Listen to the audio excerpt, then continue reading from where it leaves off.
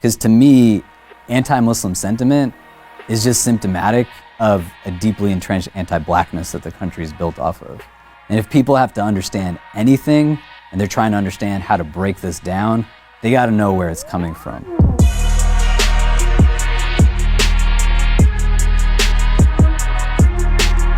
Today is the last day of Ramadan, which is the holiest month of the year in Islam. I wanted to find out more about what it's like to be a Muslim in America in 2019, how different Muslims celebrate the holiday, and how Islam is represented in pop culture. I'm Wayno, a father, a son, a friend. You might know me from Everyday Struggle, my host here. The set that we're sitting on right now. Absolutely, I'm actually home. You in my house today? Yes. Multifaceted guy, father, son. Also Muslim man. Muslim, absolutely. Yeah, if a random person did see me, or like, I don't think that they would believe I was Muslim. Like most of the times when I'm having a conversation and I say to a person, religion comes up and I say I'm a Muslim, they're usually shocked. People are generally surprised. Yeah, they're generally surprised about it. I actually didn't grow Muslim. Like my mom's side of the family was Hebrew. So when I was a kid, I used to wear a yarmulke and I used to go to synagogue. How did you gravitate towards Islam? It kind of came through like me working in entertainment and being in music. I worked at Rockefeller Records. When I started to learn about Islam, I was an assistant A&R and I was assigned, state property, which out of the 7 members, 6 of them are Muslim. So I spent a lot of time around Beanie Siegel, spent a lot of time around like Neef specifically, and I learned a lot about brother and sisterhood and just camaraderie. Do you feel like that was a life-altering moment for you? Yeah, absolutely. I felt different. The thing about Islam, what it did for me is like, it just sharpened me as a person. Like, I joined gangs when I was younger. I did a lot of different things. I didn't grow up with my father in the household. I didn't have an older brother that I could defer to when I wanted, questions, or if I needed somebody to help me out. So I did a lot of searching on my own, and it ultimately led me to Islam. Bella Hadid, DJ Khaled, French Montana, and Kareem Abdul-Jabbar are all prominent people among many who practice and follow Islam. In fact, over 1/5 of the entire world is Muslim. When you look at mainstream American culture, you have people like Dave Chappelle, who's a Muslim. People like Hakeem Olajuwon is Muslim. Ibtihaj Muhammad just won an Olympic medal for the United States. She's a Muslim. You have people like Hassan Minhaj, who are now well-known comedians. Beanie Siegel, Neef, again from the Young Guns, Freeway, Tone Trump. I speak on Dave East. I took him to take a shahada. I used to manage him. So I took him to become Muslim. Surprisingly, a lot of people don't know this, but Moneybagg Yo. Moneybagg Yo is Muslim. Yeah, Moneybagg Yo is Muslim. I actually seen him and Kevin Gates. I remember Kevin Gates gave Moneybagg Yo his shahada. I met Kevin Gates one time. I walked up to him and I told him, I said, Assalamu alaikum, and he grabbed me and hugged me. Like, he just embraced me. Like, you'd have thought he knew me for 20 years, So there is a bit of camaraderie amongst Muslims and hip hop. So much of where hip hop starts and just what its elements are rooted in a lot of spiritual and social justice traditions that stem from Islam. It's hard to separate the two, and it's deeply embedded within the fabric of both, especially in terms of Black experience in the United States.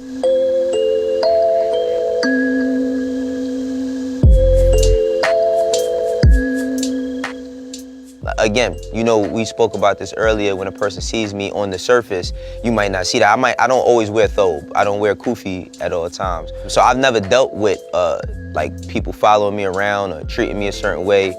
But I have friends that have gone through that. Like, I have friends that are, Egyptian. Like, one of my best friends, he had an FBI agent follow him before. He had an FBI agent ask him to wear a wire. All types of crazy stuff just to tape some dudes that were doing nothing but just speaking. This wasn't just a random one-time thing. After 9/11, federal law enforcement agencies embarked on a sweeping surveillance of Muslims across the country. So much so that it's even referenced in Hulu's new hit show, Rami.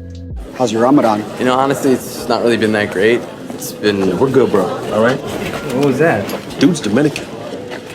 Straight up Dominican. FBI's not even trying anymore. In New York, the NYPD took this to a whole different level with an expansive surveillance program of Muslims. The purpose, according to law enforcement, was finding and disrupting radical cells. Basically, cops kept tabs on mosques, Muslim neighborhoods, and other community areas, encouraging Muslims to spy on each other and even infiltrating mosques with undercover agents. Then, after years of spying illegally, the NYPD admitted that not one single investigation or lead was generated, so it was basically all for nothing. So when did you first start working with the NYPD? I started working for the NYPD in April of 2007. It was then revealed that the NYPD was engaging in acts of surveillance of Muslim communities in New York, in New Jersey, in Connecticut. Of those, they were also engaging in surveillance of university-based organizations. And it came out that one of the spaces they were doing that was at New York University, where I work. On a personal level, I've worked for the NYPD for 11 years. Beyond my work there, I've engaged in a lot of different forums with recognized people. I've spoken alongside Pope Francis and the Dalai Lama. I've been interviewed by all kinds of media, Stephen Colbert and Katie Couric, and been on the cover of Newsweek magazine and gotten a lot of awards and things. I've still had the FBI visit me in my house. And, the first time they showed up, we were sitting in the living room of my apartment, and they started asking me all kinds of questions about different people who were at our center at NYU, fishing for different things. The next morning, I walked to my car, and the same two agents were standing at the car waiting for me. They asked me to go to a federal building with them, which I said, there's no way I'm going to a federal building with you.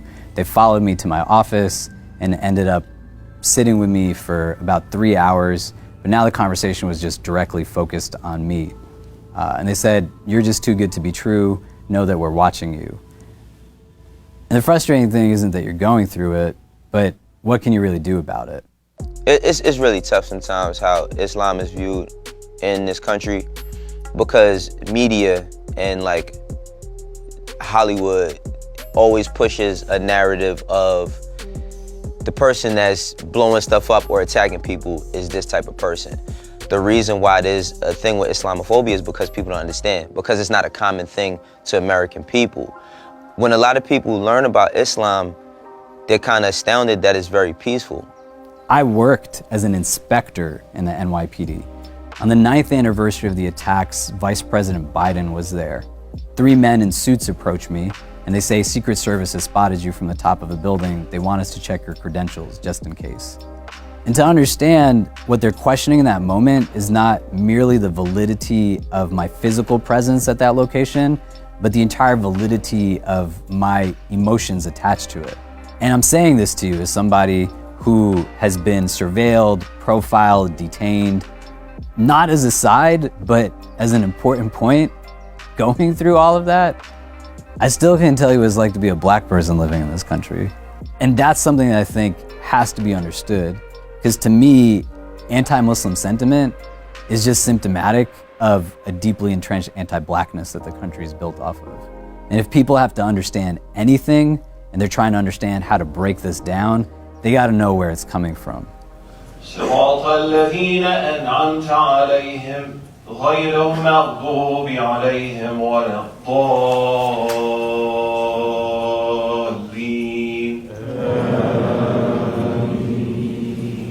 Talk to me about the time of year that we are in. This is a time of year that's very important for Muslim people. Tell us about it.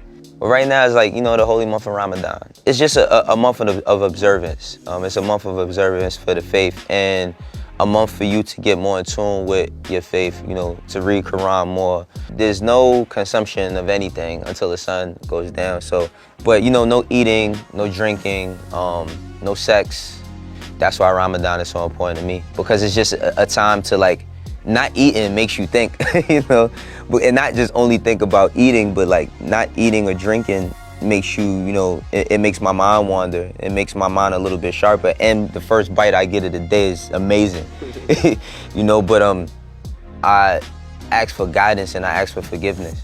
I don't ask for things. I don't ask for items. I just ask for guidance and forgiveness, and I'm thankful that I'm able to wake up and ask for these things. And I pray for people I don't know. You know, I pray for people I love. I pray for you. Like, you know what I mean? Seriously. Appreciate that. But that's what Ramadan is about. Talk to me about why this time of year is important. Like you can see, it brings everybody together, man. There's probably, who knows, an infinite number of ethnicities in the room right now. And what's going on in America, like this is kind of like the opposite of what's happening in America. You got everybody here, every social economic class, every borough. You got everyone here, and that's when I think one of the most important things about Ramadan is like we're able to tie into a meta narrative of belief, our focus on being good people, and kind of like drop all the identity politics that's kind of eroded in America, and just like be together on a spiritual vibe. That's one thing that's very important. What do you encourage those who don't know about Islam? How can people be more welcoming of Muslim people? The way I think society can become better is first off, taking a little bit of a look in the mirror. To become a little bit more understanding of Islam is just ask questions. Like if you ask a Muslim person a question, they're not gonna bite your hand off. Masjids are very welcoming. You can go there, and if you don't know anything, you could go and ask an imam. You know, you can ask an imam about Islam. You know, and you don't have to be going in there to want to take your shahada and become Muslim. But I think acquire the knowledge. You know, I think that knowledge is the only currency that we cannot be taxed on. And if you have that, then you're golden. But if you don't acquire knowledge, then you just lost. It's 4:12? I ain't getting lunch yet. I'm hungry right now. You hung. Oh yeah, I'm sorry. My fault. Make sure this is in the behind the scenes. My bad. I ain't even think.